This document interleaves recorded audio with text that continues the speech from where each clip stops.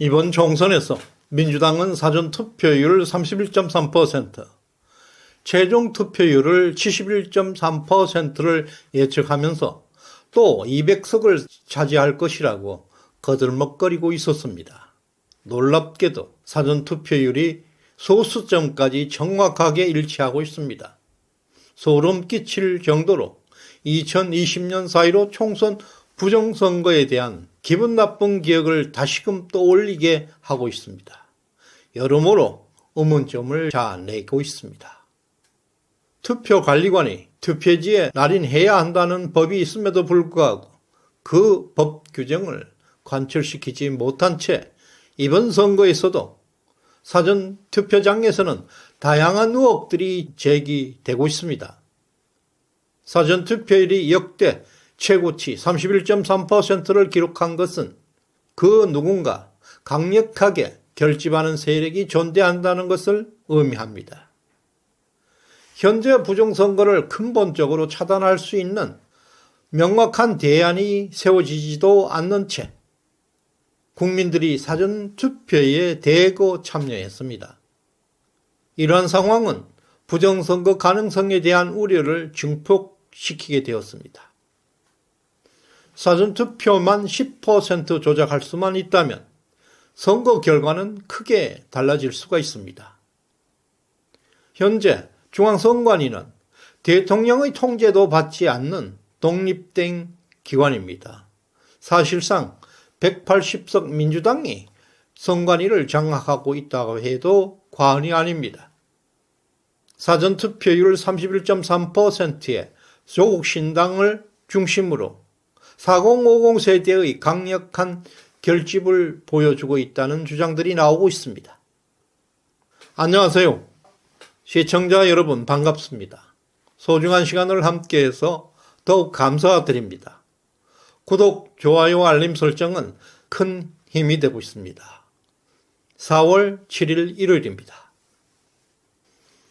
어제부로 이번 4.10 총선과 관련한 최종 여론조사 결과가 모두 공개되었습니다. 선관위 산하 여론조사 심의위원회에 올라온 수도권의 모든 여론조사 중에서 김어준의 여론조사를 제외한 총 294건의 여론조사 세부 통계 자료를 분석했습니다.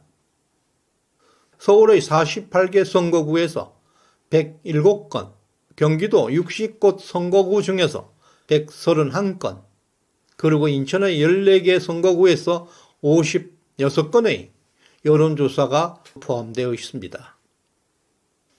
이 여론조사 자료들을 통해서 분석해 본 결과 충격적인 여론 조작의 실태를 밝혀냈습니다. 특히 국민의힘 지지율은 3월 말이 최악의 시기였습니다. 그 당시 도태우, 장해찬의 공천파동, 그리고 이종섭 호주대사 임명과 황상무의 사건 등등 악재가 연이어 터져 나온 시기였습니다. 그러나 3월 29일을 기점으로 해서 그 이전과 전혀 다른 여론 흐름이 나타나는 것이 관측되었습니다. 먼저 서울 지역구 후보자들의 지지율을 통해서 살펴보면 3월 29일 이전은 민주당 소속 후보 지지율이 상승하고 있는 반면에 국민의힘 후보자들의 지지율은 하락세를 보이고 있었습니다. 29일 이후에는 이러한 추세가 완전히 역전되어서 국민의힘 지지율은 상승 추세로 전환되었고 민주당은 하락 추세로 전환되었습니다. 4월 3일 이후에는 여론은 베일에 쌓인 채 깜깜이 상황에서 선거일까지 이 상태가 계속될 것입니다. 현재 서울의 지역구 후보 지지율 여론조사 결과는 실제보다 대략 7%포인트 국민의힘 후보가 저평가되었다는 점을 발견할 수가 있습니다. 실제로 서울 지역구를 가진 후보자를 대상으로 실시한 107건의 여론조사를 종합해 본 결과 국민의힘 정당 지지율은 평균 민주당보다 약 1.5%포인트 높았음에도 불구하고 국민의힘 후보자 지지율은 5.5%포인트 낮게 조사되고 있었습니다. 약 7%포인트 국민의힘 후보가 불리한 오차가 발생하고 있었습니다.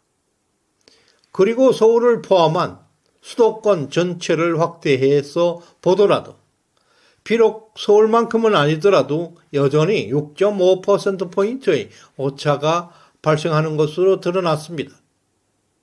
이러한 오차는 명백히 여론조사 업체들의 조작된 결과로 볼 수가 있습니다.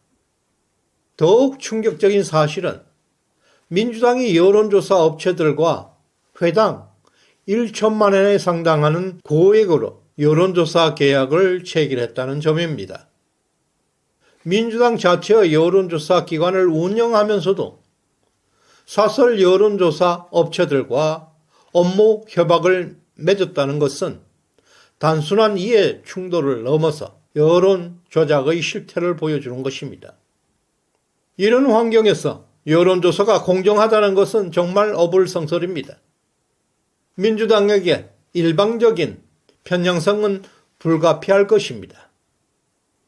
그러나 아무리 세상이 비정상적인 현상으로 가득 차 있다고 할지라도 그저 세상 탓만 하고 있을 수는 없습니다. 이러한 악습들을 근절하고 진정한 정의를 실현하기 위해서는 우리는 선거에서 반드시 승리해야 합니다. 사실 국민의힘 후보자는 이런 편향된 여론 조작으로 인해서 큰 손해를 보고 있습니다.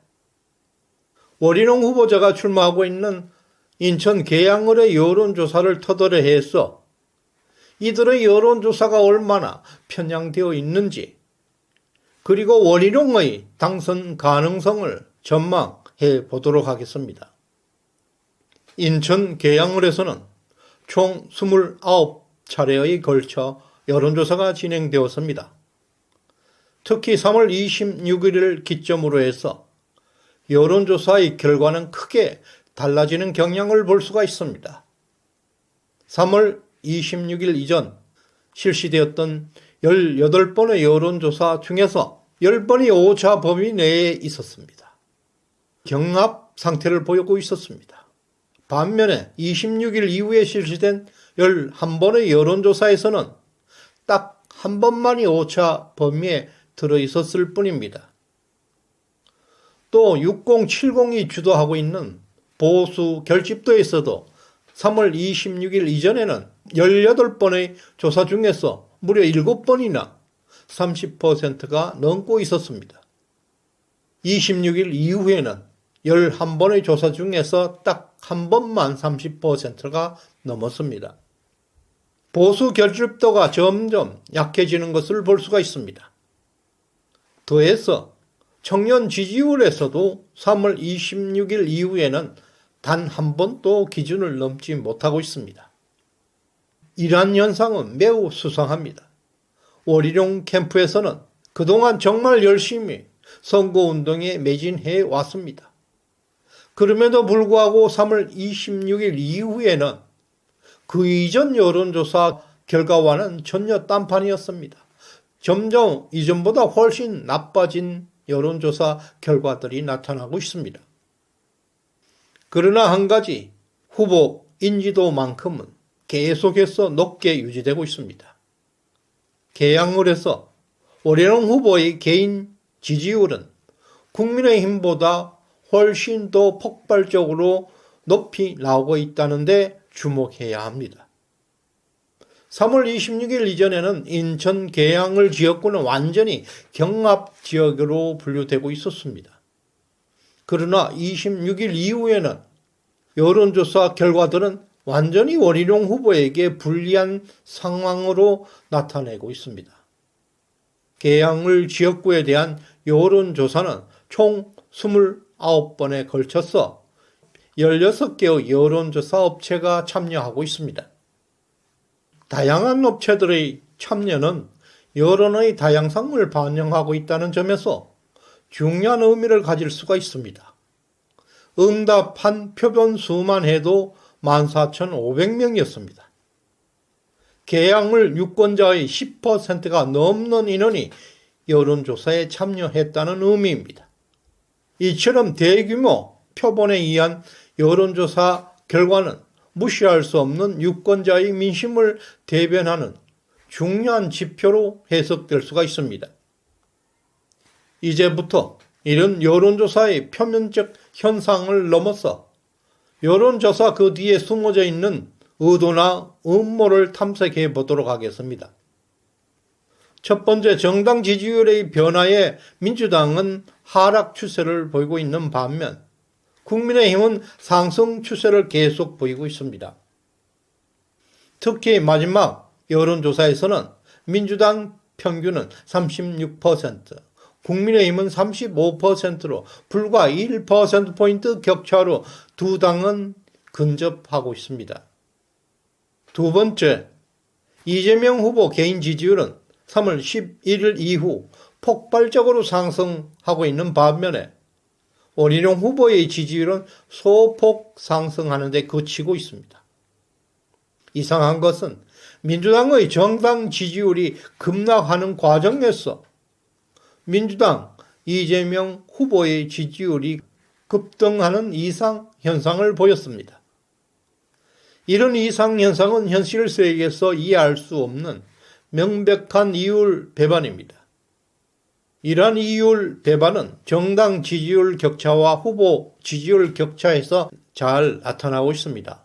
4월 3일을 기준으로 해서 개항을해서 정당 지지율과 후보 지지율의 격차는 5%포인트로 나타나고 있습니다. 이것은 원희룡 후보의 지지율이 평균적으로 5%포인트 저평가되었다는 것을 시사하고 있습니다.